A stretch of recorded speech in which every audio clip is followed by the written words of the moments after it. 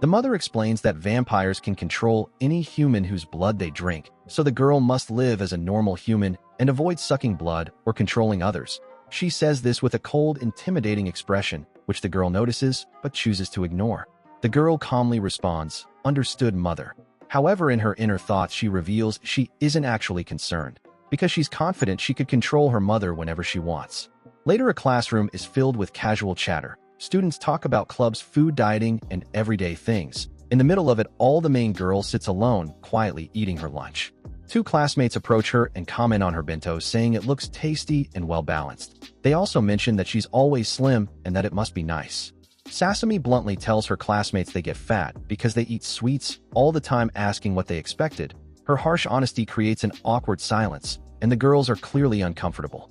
Sasame, unfazed, keeps eating and thinks to herself that her lunches aren't anything special, showing her indifference to both their reaction and the situation. After Sasame's blunt comment, her classmates start whispering about her behind her back. They say she's mean, no wonder she has no friends, and that even though she's pretty, no one wants to sit next to her. They also point out that she's always eating alone. Sasame ignores them and quietly continues her lunch, letting out a small sigh. Meanwhile, a boy nearby notices her looking at her with a more thoughtful, observant expression. Sasame continues eating alone, reflecting on food in a detached way. She thinks that food is just nutrition and doesn't understand why people make such a big deal out of it or get emotional over it. She views those feelings as simply giving in to desires, calling it so pointless, reinforcing how indifferent and disconnected she is from normal human enjoyment. Sasame realizes she might have spoken too bluntly again and thinks it would be easier if people just didn't talk to her. She feels relieved when a certain classmate isn't around. That classmate is introduced as Jun Sekiya, the class representative. He approaches her and calls her out for what she said, asking what kind of attitude that was. Sasame finds him annoying and thinks he's always interfering in her business. Meanwhile, Sekiya confronts her directly, asking if she enjoys treating her classmates that way. The scene shows how Jun Sekiya became class rep. He was already acting like one before officially being chosen, naturally stepping up when no one else volunteered. Back in the present, he keeps scolding Sasame, telling her not to ignore him and that she needs better communication skills. Sasame, however, just wants to be left alone and thinks he's being annoying. Their argument escalates. Sekiya insists she was inconsiderate and wrong, while Sasame fires back that she only said the truth and tells him not to lecture her like they're having a normal conversation. The argument continues as Sekiya tells Sasame that her attitude isn't okay for a human being. She almost blurts out that she isn't human, but stops herself mid-sentence. Before things escalate further, another student calls Sekiya away. He pauses, then leaves after thanking the student. Sasame, annoyed, tells him not to just walk away, but he ignores her and goes. After Sekiya leaves, Sasame watches him and thinks he's a creep, wondering if he actually enjoys lecturing her. Sitting alone at her desk, she reflects that he seems popular with other girls, but she can't understand why. Some classmates talk about Sekiya, wondering if he might actually be kinder than he seems, and noting that he only acts strict towards Sasame. Others mention he can come off as scary, though some girls admit they like him. Meanwhile, a boy hears Sekiya's name and feels like it's familiar, as if he's heard it somewhere before. In the last panel, Sekiya is approached by another student who points out that he seems to single Sasame out a lot, hinting that his behavior toward her stands out. Sekiya explains why he's bothered by Sasame.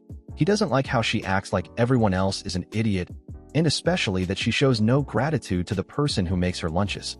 The student walking with him comments that his words sounded a bit harsh, but when asked if he said something just now, he brushes it off as they continue walking. Sasame leaves the classroom, annoyed at Sekiya and thinking about how much he irritates her. But as she walks, she suddenly feels pain. Realizing she let her guard down, the sunlight hits her, causing her head to ache. Sasame tries to deal with the sunlight covering her face and getting irritated. Sekiya pointing out that her bangs are too long and asking if she can even see. She snaps back that it's none of his business. Internally, she thinks about how hard it is being a vampire. She can't wear sunglasses with her uniform, so she has to rely on things like long bangs or even an umbrella to block the sun. She insists it's not like she's doing it on purpose. Frustrated, she questions why she keeps getting lectured. Sasame, still irritated and overwhelmed, thinks about Sekiya again and calls him annoying. As her frustration builds, a darker thought crosses her mind. She considers sucking his blood. Sasame quickly rejects the thought of biting Sekiya, reminding herself it's not something a human should do, and that it's wrong. But the sunlight's effects worsen. Her head pounds, her vision distorts, and she starts to lose balance, wondering why she even cares in the first place. As Sasame collapses, she drifts into a hazy state, thinking, "I'm not human anyway." She recalls her mother telling her to eat properly like a normal person, contrasted with a close-up of her fangs and the realization of her true nature. In a flashback, Sasame remembers her childhood. She thinks about how chewing food just turns it into a mush and wonders if people actually enjoy it. It's revealed that her grandfather was a vampire and she inherited his blood the most.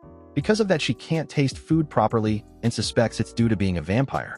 In the flashback, Sasame asks her mother what blood tastes like. Her mother reacts strongly shocked and upset and immediately shuts the idea down. She tells Sasame not to even think about it, explaining that drinking blood would harm someone else. Sasame quietly says she was just curious, but the moment shows how seriously her mother treats the danger of her vampire nature. Sasame recalls how her grandmother was completely devoted to her grandfather, which she found strange. It's explained that when a vampire bites someone, that person can fall under their control. As a child, Sasame bluntly asks her grandmother if she's basically her grandfather's slave. Her grandmother just laughs it off and says she can never leave his side, and we can't see why. Sasame's mother apologizes to the grandmother for Sasame's blunt comment, but the grandmother brushes it off. Sasame admits she doesn't really understand it and finds it a bit creepy. Her mother then scolds her for going into her grandmother's room, and Sasame obediently responds. Reflecting back, Sasame concludes that having your blood sucked really does mess with a person. Sasame drifts back to the present, barely conscious, trying to recall what her mother had told her. She realizes she passed out lying on the floor under the bright lights.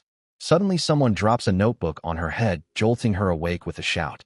Sekiya finds Sasame collapsed in the hallway and nudges her with a notebook, asking what she's doing sleeping there.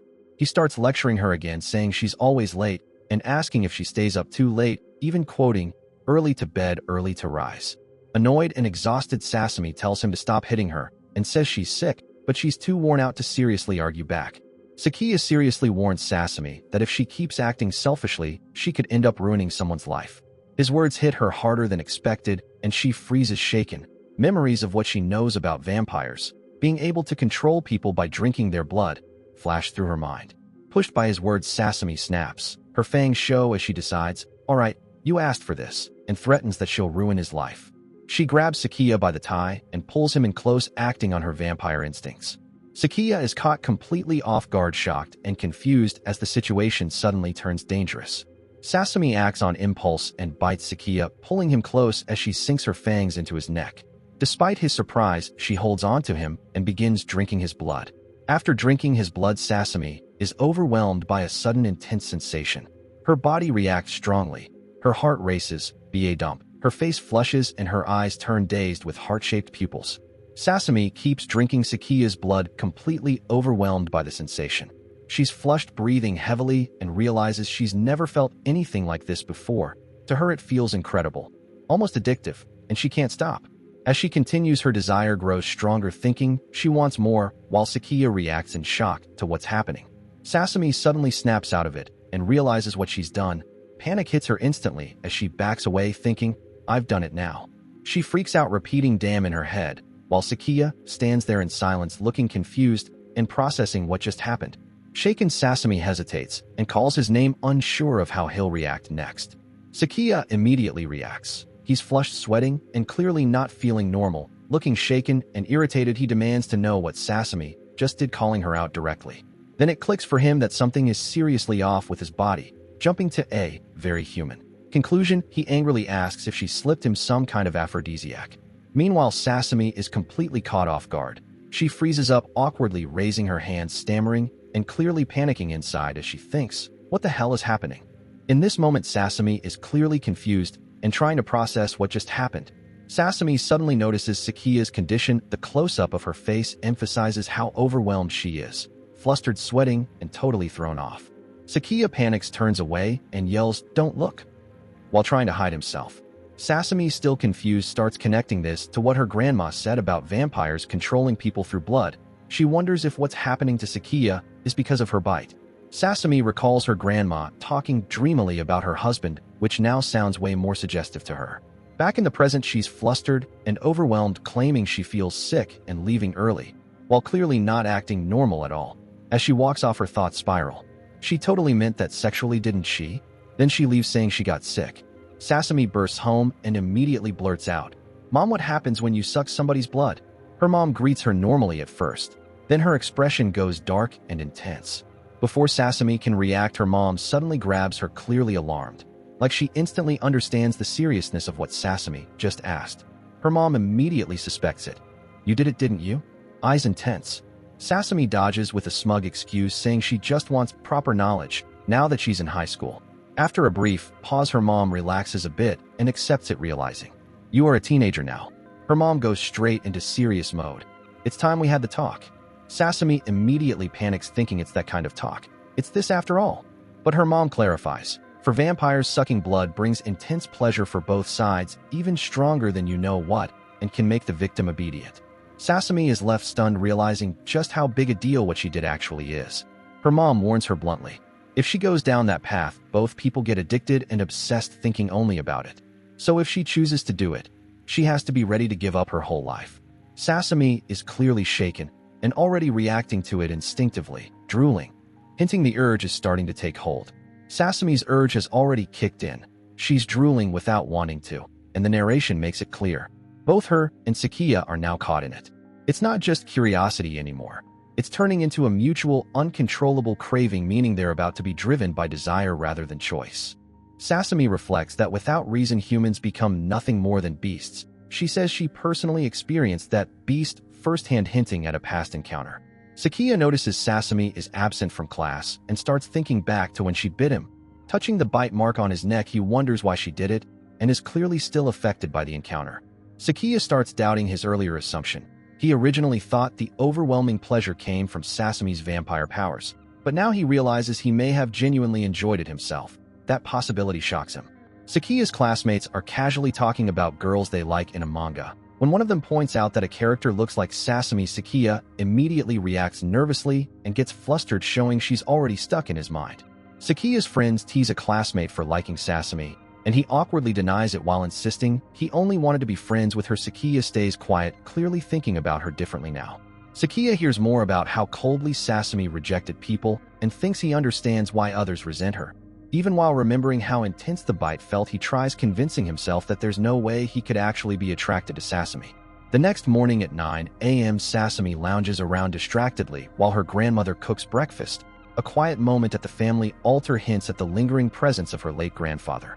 Curious about her family's vampire history, Sasame asks her grandmother about Grandpa and how the two of them met.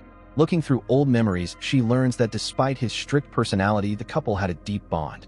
Grandma explains that her marriage was arranged, not caused by vampire influence. While blood-sucking was overwhelmingly intense between them, she reveals she was actually the first person Grandpa ever bit. The aftermath surprised even him.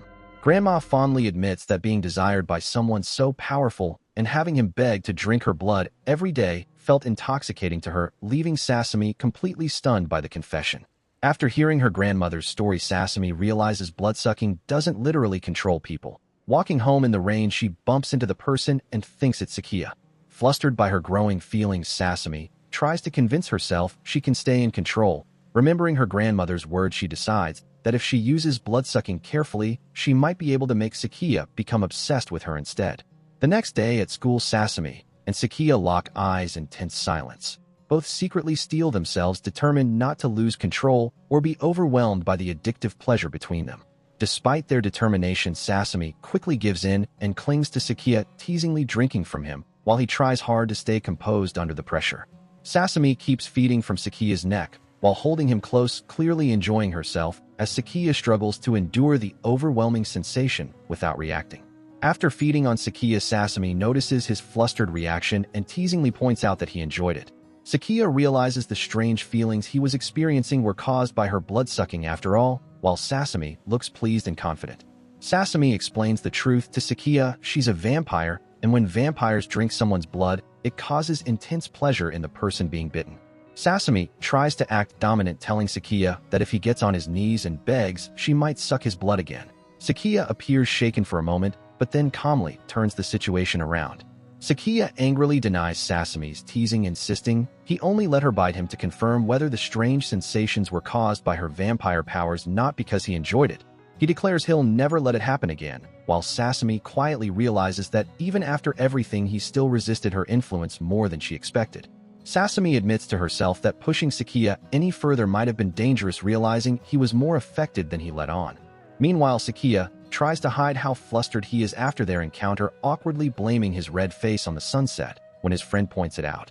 The next day, Sekiya and Sasame are back to bickering in class, loudly complaining about each other's behavior like usual. Their classmates watch the chaos unfold and joke that the two never seem to get tired of arguing, making it obvious their strange relationship has already become a daily routine.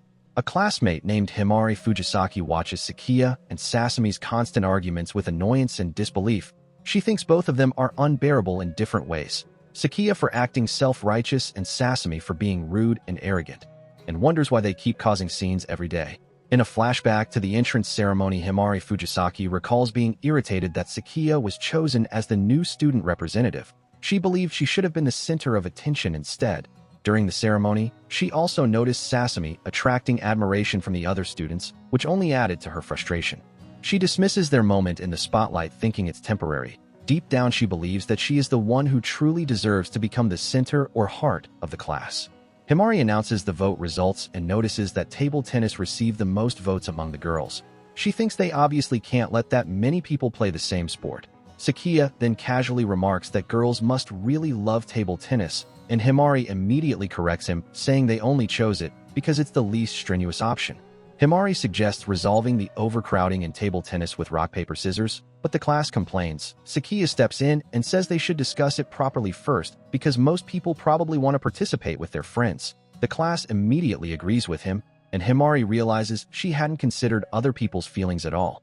Sasame bluntly declares that she can't play anything except table tennis. Sekiya immediately braces himself, while others thinking he's about to start another difficult argument. Instead of arguing with Sasame, Sekiya simply accepts her request and says she'll play table tennis. Himari is annoyed and confused because he had just been talking about fairness in discussion earlier, yet now he's giving Sasame special treatment. Sasame herself is surprised by how easily he accepted it. Later, Sasame sits alone outside, thinking about how strange Sekiya's reaction was and wondering why he didn't argue with her like he usually does. While she's lost in thought, a teacher approaches and asks if she's okay, commenting on the hot weather. Sasame reflects that under normal circumstances, Sekiya would have lectured or criticized her for acting selfishly. Instead, he quietly accepted her demand, and that unusual reaction leaves her silently thinking about him afterward. Sasame confronts Sekiya afterward, asking why he let her have her way during the table tennis discussion. She points out that normally he would have complained or argued with her for being unreasonable, sometimes excessively, which is why his calm reaction this time feels strange to her. Sekiya explains that the reason he didn't object earlier was because he was thinking about Sasame being a vampire. Since vampires are associated with avoiding sunlight, he assumed she wouldn't want to participate in outdoor sports under the sun. After Sekiya says there's nothing they can do about the sports situation, he quietly closes the curtain/window because sunlight is coming in. Sasame realizes he's actually being considerate of her vampire weakness to sunlight. Sasame is internally admitting that Sekiya can actually be thoughtful and considerate even if she normally finds him annoying. She gets flustered trying to process that softer side of him. Sekiya, meanwhile, thinks the conversation is over and starts to leave, but Sasame suddenly stops him, saying she still wants to thank him for being considerate toward her. Sasame awkwardly tries to thank Sekiya, but she gets too embarrassed to say it directly. She grabs his arm to stop him and starts with "thank you" before panicking. Sekiya turns around confused. Sekiya misunderstands Sasame's flustered attempt to thank him and assumes she wants to drink his blood again. He accuses her of planning it from the start and says she likes messing with people, while Sasame is left speechless because that wasn't her intention at all. Sasame gets angry that Sekiya completely ruined the moment when she was trying to thank him. Out of spite and embarrassment, she teases him by suggesting that maybe he actually wants her to get his blood instead. Sekiya is shocked by the sudden reversal. Sasame calls Sekiya out for making assumptions and putting words in her mouth. She points out that he was the one who immediately jumped to the conclusion about blood, not her. Himari comes back after forgetting her towel and notices Sasame and Sekiya arguing again. She watches from outside, thinking those two are at it again. Meanwhile, Sasame, still embarrassed and defensive from before, shouts at Sekiya to admit that he felt good. Himari overhears Sasame and Sekiya escalating their argument, with Sasame insisting they should prove it. Right there, Himari is confused and curious about what exactly they mean. Just as Himari is walking away, she accidentally witnesses Sasame suddenly grabbing onto Sekiya in a close embrace. Himari freezes in shock, completely caught off guard by the unexpected scene. On inter-class games day, Sasame ends up paired together with Himari for table tennis. Sasame is visibly annoyed and wondering why this situation is happening to her. Himari is miserable after realizing table tennis is doubles, only leaving her and Sasame as the leftover pair. She quietly starts thinking this might actually be a good chance to show Sasame her table tennis skills since she used to be a club captain. Before the match, Himari hopes Sasame won't drag her down, but Sasame notices a strange scent. Once the game starts, Sasame completely dominates the match with overwhelming skill, carrying their team to an effortless 11-0 victory. Himari is left stunned, realizing Sasame is far better at table tennis than she expected. As the matches continue, Sasame keeps crushing their opponents with one-sided scores while Himari barely gets a chance to do anything. Watching Sasame's overwhelming performance, Himari starts convincing herself that Sasame must have chosen table tennis specifically to show off her skills. Other students start praising Sasame for being amazing at table tennis, but then realize Himari is supposedly the experienced player. Some even mock Himari for looking useless during the matches. Hearing that, Himari gets irritated and internally complains that Sasame should at least mess up a little. Feeling pressured by the comments, Himari becomes determined to prove herself too and decides she can't let Sasame outshine her. She suddenly goes all out during the match, but in her enthusiasm, she slips mid-play instead. Himari loses her footing completely and crashes hard into the table and floor mid-match. Sasame is startled by the sudden accident and immediately notices that Himari is hurt, struggling to steady herself afterward. Sasame immediately notices blood on Himari's mouth after the fall and freezes in shock for a second. Around them, other students laugh at the accident and make light of it, but Himari's expression hardens as she clenches her fist, clearly upset by how they're reacting. Fujisaki is completely humiliated after the match and fall. She thinks to herself, "This is the worst. This is the absolute worst. No more, please. I feel like an idiot," while crying and bleeding a little from her mouth. Then Sasame suddenly grabs her arm. Sasame pulls Fujisaki close and softly says, "Hey." Fujisaki is stunned, but for Sasame the moment shifts completely. Fujisaki panics as Sasame keeps leaning and stammering, "Stop. You're too close." But when she looks at Sasame's face up close, she gets distracted by how beautiful and intense Sasame looks in that moment. Sasame suddenly announces, "I'm forfeiting." Other students immediately protest, pointing out that Sasame could still take first place if she wins the next match and suggesting she just switch partners. But Fujisaki quietly tells her, "Sasame, it's fine. You don't have to worry about me." Sasame calmly insists, "I'm fine forfeiting. We were doing this as a team after all." Fujisaki is caught off guard by that answer. While she's still staring in surprise, Sasame suddenly presses a towel against her. Fujisaki protests, "But this is your towel. It's going to get all dirty." Sasame just looks back at her calmly and says, "I don't mind. You need it." After that, the two sit together quietly by the table tennis court while the sounds of the ongoing matches echo in the background. Sasame quietly reveals that she realized Fujisaki had been feeling unwell since that morning. When Fujisaki asks how she knew, Sasame shrugs it off as just a guess, but then admits she noticed and deliberately ignored it. Himari apologizes honestly, saying that all she cared about was winning at table tennis, which is why she pushed to be picked first. Fujisaki pieces together Sasame's motives. She realizes Sasame pushed herself so hard because she didn't want to let everyone else down. Fujisaki quietly acknowledges this, saying, "So you do have a serious side after all." Fujisaki finally admits the real reason she was feeling awful. She feels embarrassed for trying to push through and compete anyway. Sasame awkwardly reacts, immediately clarifying that she didn't do it to avoid Sekiya nagging her. Fujisaki directly asks Sasame if she's dating Sekiya because she saw the two of them hugging the previous day. Sasame completely short-circuits at the question. She panics, blushes hard, and starts stammering, desperately denying it while explaining that Sekiya had just been falling and she was only helping him. After Sasame frantically denies being in a relationship with Sekiya, Fujisaki starts laughing and teasing her, calling her actually a really fun person. Fujisaki admits that this more expressive, flustered side of Sasame is much more fun than the cold, aloof version she usually shows. Sasame, blushing but smirking back, quietly returns the compliment. Sekiya officially says Fujisaki has to withdraw because of her injury, and Sasame bluntly insists she wasn't lying about Fujisaki being unwell. Then Sekiya tells Sasame that he's changed her opinion of her because she actually took the situation seriously instead of brushing it off.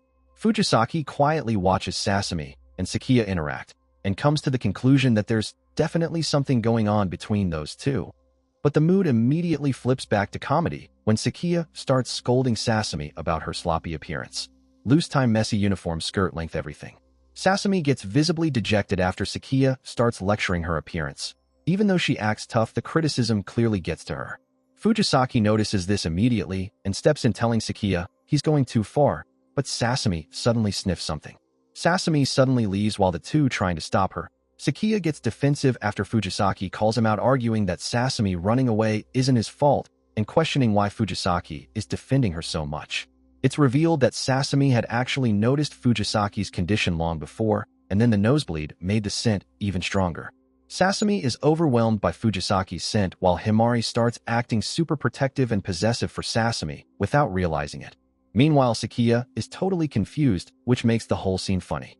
The scene shifts to another girl. Someone recognizes her as the student who had an accident during the entrance ceremony and says that back in middle school, she was very quiet, kept to herself, and mostly just smiled instead of talking much. This page introduces the girl they were talking about, Shio Gokurakuji. The teacher explains she missed school because of the accident during the entrance ceremony, and now she's finally attending class for the first time. Gokurakuji immediately shocks the class by casually saying her favorite hobby is something I can't tell, and that she wants to explore the edge of her own pleasure. Everyone else is stunned because she says it completely seriously during her self-introduction. So did you enjoy this manga recap? If you want to see more videos like this, make sure to let me know in the comments and share your thoughts about the story. And of course, don't forget to subscribe so you won't miss the next manga recap and future videos.